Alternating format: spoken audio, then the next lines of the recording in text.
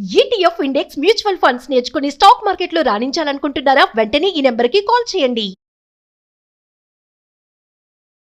Hello viewers, welcome back to our channel. ఈరోజు మనతో ఉన్నారు సుందరాం రెడ్డి గారు. సార్తో మాట్లాడదాం.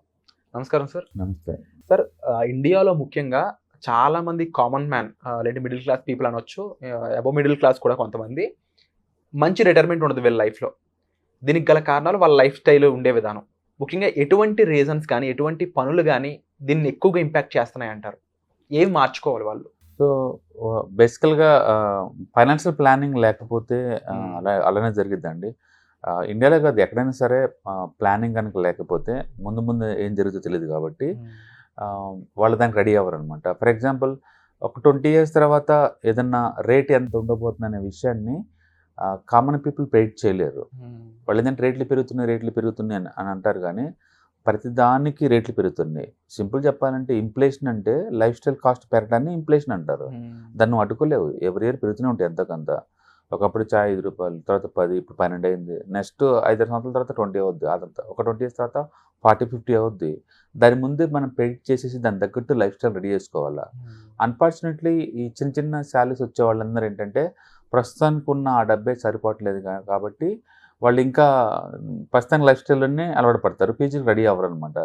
అందుకని ఫైనాన్షియల్ లిటరసీ ఉన్నది చాలా ఇంపార్టెంట్. మనీ మేక్ చేయాలి అన్నా, ఫైనాన్స్ ఫ్రీడమ్ రావాలన్నా సరే. మన ఇండియన్ లైఫ్ స్టైల్ ఎలా ఉంటుందంటే చదివైపోగానే గ్రౌండ్గా మ్యారేజ్ చేసుకోవాలి. ఆ మ్యారేజ్ కోసం అప్పులు చేసేవాళ్ళు ఉన్నారు. అసలు మ్యారేజ్ అనేది ఎక్కువ మంది అప్పులు పాలడానికి కారణం ఈ మ్యారేజ్ ఎక్స్పెండిచర్. మ్యారేజ్ అనగానే అమ్మాయికి ఒక 5 లక్షల బంగారం ఉండాలి, లేకపోతే పెళ్లి బట్టలు ఇలా ఉండాలి, ఇలా ముందే ఒక పిక్చర్ విజువలైజ్ అవుతుంది అన్నమాట. One of the biggest expenditure అంటే ఎక్కువ మందికి మ్యారేజెస్ అనమాట. ఒక 20-30 lakh అప్పులు భయం అయిపోద్ది. అవి మొత్తం తెచ్చుకొని ఇదేలో టైం పడుతుంది. అండ్ మన వాళ్ళు జాబ్ రాగానే మరి ఒక ఇల్లు కొనడానికి ప్లాన్ చేస్తారు. ఒక ఇల్లు కొన్నారు అంటే 30 years ఈఎంఐతో లాక్ అయిపోతారు. మరి ఇల్లు తర్వాత మంచి కారు ఒకటి ఉండాలి, కారు కొంటారు 10 lakh, మళ్ళీ దానికి ఈఎంఐ లాక్ అవుతారు. వీటన్నిటికీ మెయింటెనెన్స్ ఇట్లా అన్ని ట్రాపిల్లోకి వెళ్ళిపోతూ ఉంటారు. ఇవన్నీ తీర్చుకోవటం సరిపోతుంది వాళ్ళకి. ఇక ఫర్దర్ ఎక్కడ ఏమని చెప్పండి. అందుకని ఎవరైనా కొంచెం ప్లాన్డ్గా చేసుకుంటే, డబ్బు చేత ప్యాసివ్ ఇన్కమ్ లాగా జనరేట్ చేసుకుంటే ఫైనాన్షియల్ ఫ్రీడమ్ రావడం సాధ్యమే. బట్ అన్ఫార్చునేట్లీ ఇక్కడంతా ఫైనాన్షియల్ స్పృహ ఉండదు. అండ్ లైఫ్ స్టైల్ కాస్ట్ కూడా కొంచెం ఎక్స్పెన్సివ్ ఉంటుంది. దాంతో ఏంటంటే సేవింగ్స్ ఏమి ఉండవు. సేవింగ్స్ లేనప్పుడు ఇన్వెస్ట్మెంట్ ఏమి ఉండదు. బట్ గవర్నమెంట్ గారు కొంచెం ఇనిషియేటివ్ తీసుకొని అకాడమిక్లోనే కనుక ఈ ఫైనాన్షియల్ ఫ్రీడమ్ ఒక సబ్జెక్ట్లా పెట్టి ఎగ్జామ్స్లో ఇంపార్టెంట్ క్వశ్చన్ లాగా ఒక 10 మార్కులకి అలా ఇస్తే తప్ప పబ్లిక్ రిలీజ్ అవ్వరు ఇది ఎంత ఇంపార్టెన్స్ అనేది అనమాట. అంటే ప్రతి ఒక్కరికి ఏంటంటే ఈ ట్యాక్సేషన్ గురించి, ఇన్ఫ్లేషన్ గురించి, అండ్ కాంపౌండ్ ఇంట్రెస్ట్ గురించి, అండ్ ఇన్వెస్ట్మెంట్స్ గురించి, అండ్ ఫైనాన్షియల్ ఫ్రీడమ్ గురించి ఒక బేసిక్ కాన్సెప్ట్ ఐడి కంపల్సరీ అనమాట. అశోకుడు చెట్లు నాటించడం అనేది ఇంపార్టెంట్ కన్నా కూడా ఇవి చాలా ఇంపార్టెంట్. ఎగ్జామ్ పాయింట్ ఆఫ్ అవి చదువుతారు తప్ప ఇప్పుడు ఎవరు పట్టించుకోరు. అంటే ఎడ్యుకేషన్ అంటే నథింగ్ బట్ ఎగ్జామ్స్ అనుకుంటారు ఇక్కడ. మరి ఆ స్పృహ ఉన్నంతకాలం ఇంతే. ఫైనాన్షియల్ ఎడ్యుకేషన్ లేనంత కాలం పూర్ పీపుల్ అనే వాళ్ళు ఉంటూనే ఉంటారంటారు. డెఫినెట్గా ఉంటుంది. ఎందుకంటే మెటీరియలిజం మీద ఇవాళ రేపట్లో కాలేజీ కుర్రాడు ఐఫోన్లు మెయింటైన్ చేస్తున్నారు. 70-80 వేల రూపాయలు ఉన్న ఐఫోన్స్ ఆ ఏజ్కి, ఆ లైఫ్ స్టైల్స్కి అవసరమా అంటే కాదని స్పృహ వాడికి ఎప్పుడు వస్తుంది? అది చిన్న ఎడ్యుకేషనే కాదు, బీటెక్లు ఎంటెక్లు చదువుకుని అఫోర్డబిలిటీ ఉంటే భరించడం వేరు, బై చేయటం వేరు. అఫోర్డబిలిటీ లేకపోయినా తీసుకోవడం వేరు. ఓకే, సో అందుకని వాళ్ళకి ఆ ఫైనాన్షియల్ కాన్షియస్ ఉండాలి. సేవింగ్స్ మీద అండ్ ఫైనాన్షియల్ ఫ్రీడమ్ మీద కాన్షియస్ ఉంటే అర్లీ స్టేజ్లోనే సేవింగ్స్ బిగిన్ చేస్తారు. సేవింగ్స్ రావడం ద్వారా ఆటోమేటిక్ ఇన్వెస్ట్మెంట్ అలవాటు అవుద్ది. లాంగ్ టర్మ్లో వెల్త్ క్రియేట్ ఈజీ అయిపోద్ది.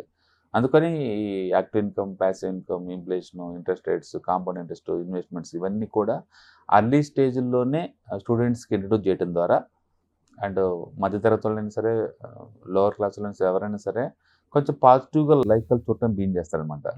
మంత్లీ 1000 రూపాయలు తీసుకుని పక్కన పెట్టుకున్నా సరే 20-25 years కల్లా ఈజీగా 2-3 కోట్లు సంపాదించే ఛాన్స్ ఉంది ఈ రోజుల్లో. ఓకే, ఎందుకు ఇంకా పూర్ పీపుల్గా మిగిలిపోతున్నారు అంటే ఆ ఫైనాన్షియల్ కాన్షియస్ లేక, అంతే. తర్వాత చూసుకుందాంలే అని అనమాట. సీక్రెట్స్ ఏంటంటే ఇక్కడ time plus compound interest deadly combination. ఆ రెండింటిని ఎవరైతే యూటిలైజ్ చేసుకుంటారో దే మేక్ గుడ్ మనీ. ఎవరైతే దాన్ని నెగ్లెక్ట్ చేస్తారో they are into big losers అనమాట. అది ఏ ప్రొఫెషన్ కానీ. అండ్ డెఫినెట్లీ ఇప్పుడు వరకు చాలా మందికి డబ్బులు సంపాదించడం అనే మార్గం సరిగ్గా తెలియదు. అదొక మెయిన్ రీజన్ అవుతుంది. అందులో మీరు చెప్పే పర్సనల్ ఫైనాన్స్లో ఫైనాన్షియల్ ప్లానింగ్ సంబంధించి సెకండ్ ఇన్కమ్ అయి ఉండొచ్చు, ఇన్వెస్ట్మెంట్ అయి ఉండొచ్చు, ఇవి ఇంకా చాలా మందికి తెలియాల్సి కూడా ఉంది. రైట్. ఒక మీరు చెప్పిన ప్రీవియస్ ఎపిసోడ్లో ఒక ఎస్ఐపిలో నెల ఎంత అమౌంట్ పెట్టుకుని వెళ్తే అవును. 30 సంవత్సరాల్లో ఇన్ని కోట్లు నీ దగ్గర ఉంటాయి అనేది అవును. వాస్తవం, అవును. ప్రాక్టికల్ గా పాసిబుల్. Right. బట్ స్టిల్ చాలా మంది దాన్ని యాక్సెస్ చేయలేకపోతున్నారు. నెలకి కేవలం 500 రూపాయలు అనేది అవును. ఎందుకంటారు? ఒకటి పబ్లిక్ లో పాజిటివ్ తీసుకునే వాళ్ళకన్నా కూడా ఈ సెటర్లు వేసే వాళ్ళే ఎక్కువ ఉంటారు. దాన్ని పాజిటివ్ తీసుకొని ఆలోచించే అంత ఉండకపోవచ్చు వాళ్ళకి. యూట్యూబ్లు చేసే వాళ్ళందరూ ఎక్కువ ఎంటర్టైన్మెంట్ కోసం చూస్తారు, ఎడ్యుకేషన్ చూసే వాళ్ళు చాలా తక్కువ మంది ఉంటారు. అదేంటంటే ఎవరికి వాళ్ళే బాగా నలిగి బాగా కష్టపడి పైకి వస్తే తప్ప ఒకరు చెప్తే ఇంకొకరికి అందుకునే సబ్జెక్టులు కావన్నమాట ఇవి. యాక్చువల్గా ఒక పేరెంట్ మాత్రమే కిడ్స్కి ఇవ్వగల గిఫ్ట్ అనమాట ఈ నాలెడ్జ్. వాళ్ళు కనుక పేరెంట్స్ కొంచెం టైం తీసుకొని కిడ్స్ కనుక ఇంట్రడ్యూస్ చేస్తే ఇలాంటి కాన్సెప్ట్స్ డెఫినెట్గా వాళ్ళకి అర్లీ స్టేజ్లోనే కాన్సెప్ట్స్ వచ్చింది. మనీ ఎర్న్ చేయాలంటే అసలు ఏది సంబంధం ఏంటి చెప్పండి, క్వాలిఫికేషన్ సంబంధం ఏంటి చెప్పండి. మనీ ఎర్న్ చేయాలంటే అవసరం లేదు.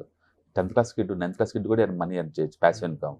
పేరెంట్స్ చేయాల్సిందల్లా ఏంటంటే వాళ్ళకి ప్యాసివ్ ఇన్కమ్ ఎలా సంపాదించాలి, ఇళ్లలో కూర్చొని మనీ ఎలా మేక్ చేయాలి, అంటే చిన్న చిన్న పార్ట్ టైం జాబ్ చేసి మనీ ఎలా మేక్ చేయాలి, ఎందుకు పార్ట్ టైం చేయాలి, ఇలాంటి వాటి మీద అవేర్నెస్ పెంచడం ద్వారా ఏంటంటే వాళ్ళు ఆ వైపు థింకింగ్ చేస్తారు.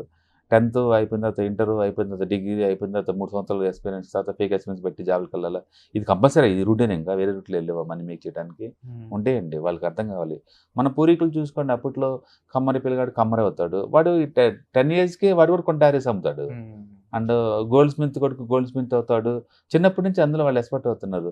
రైతు కొడుకు రైతు అవుతున్నాడు, చిన్నప్పటి నుంచి వ్యవసాయం చేస్తున్నాడు. ఎవరు చెప్పారు వాళ్ళకి ఇలా చేయకూడదు అనే విషయాన్ని? అందుకని ఒక ప్రొఫెషనల్ అదే ప్రొఫెషన్ చేయాలి, పక్క ప్రొఫెషన్ చేయకుండా రూల్ ఏం లేదు. ఇప్పుడు మోడర్న్ ఏజ్లో కాబట్టి మనందరూ ప్యాషన్ ఇన్కమ్ కలిసి షిఫ్ట్ అవ్వాలి. అందుకని ప్రతి కిడ్ కూడా ఒరిజినల్ జాబ్ రాకముందే కాలేజీలోనే స్కూల్లోనే కూడా ఈ ప్యాసివ్ ఇన్కమ్ని ఎలా జనరేట్ చేయాలా అనే థాట్ కనుక వాళ్ళకి వస్తే ఈ పేరెంట్స్ సేవింగ్స్ కావచ్చు, లేదా వాళ్ళు పార్ట్ టైం జాబులు చేసి వచ్చే మనీ కావచ్చు, ఇలా ఓవరాల్గా అయితే ఇన్కమ్ జనరేషన్ మీద ఫోకస్ చేస్తారు. దానికి డైరెక్ట్ క్వాలిఫికేషన్ అవసరం లేదు, క్వాలిఫికేషన్ లేకుండా మనీ మేక్ చేసుకోవచ్చు అనమాట. కాబట్టి పేరెంట్స్ ఆ వైపు ఇనిషియేట్ చేసేసి కొంత ఫండింగ్ చేసుకుంటే కనుక కిడ్స్ కనుక ఇయర్లో ప్యాసివ్ ఇన్కమ్ జనరేట్ ఛాన్స్ ఎక్కువ ఉంటుంది. పార్ట్ టైం జాబ్ చేసిన నెలకింత మిగిలిన అందులో 1,000 5,000 పక్కన పెట్టుకోవచ్చు. చాలా రకాలుగా మనీ మేక్ చేసుకోవచ్చు. ఇది ఒకటే కాదు, దానికి ఏజ్ 25 వస్తేనే జాబ్కి వెళ్ళాలని లేదు, డిగ్రీ అయిపోతే నేను జాబ్కి వెళ్ళాలని రూల్ ఏం లేదు. Anybody can earn money. అంటే పల్లెటూరు లైఫ్ స్టైల్ ఇప్పటికి కూడా మనకి అది ఎగ్జాంపుల్ అనమాట. అక్కడ చూడండి 7th క్లాస్ కుర్రాడు కూడా పొలం పనికి వెళ్ళి రోజుకి 300-400 సంపాదిస్తుండో. Then that is right one యాక్చువల్గా. అంతే తప్ప 18 వచ్చితేనే చేయాలని రూల్ ఏం లేదు కదా. కాలానికి తగ్గట్టు అప్డేట్ అవడం ఎలాగో, Right. సిచ్యువేషన్ తగ్గట్టు అప్డేట్ అవడం ఎలాగో, ఇది కూడా పర్సనల్ ఫైనాన్స్ అనేది చాలా ఇంపార్టెంట్. సో తప్పకుండా దీనికి సంబంధించిన మరింత ఇన్ఫర్మేషన్ మరిన్ని వీడియోలో మీరు మాకు ఇవ్వాలని మేము మనస్ఫూర్తిగా కోరుకుంటున్నాం sir. And thank you so much. Suman టీవీలో మీ పర్సనల్ అండ్ బిజినెస్ ప్రమోషన్స్ కోసం కింది నెంబర్కి కాంటాక్ట్ చేయండి.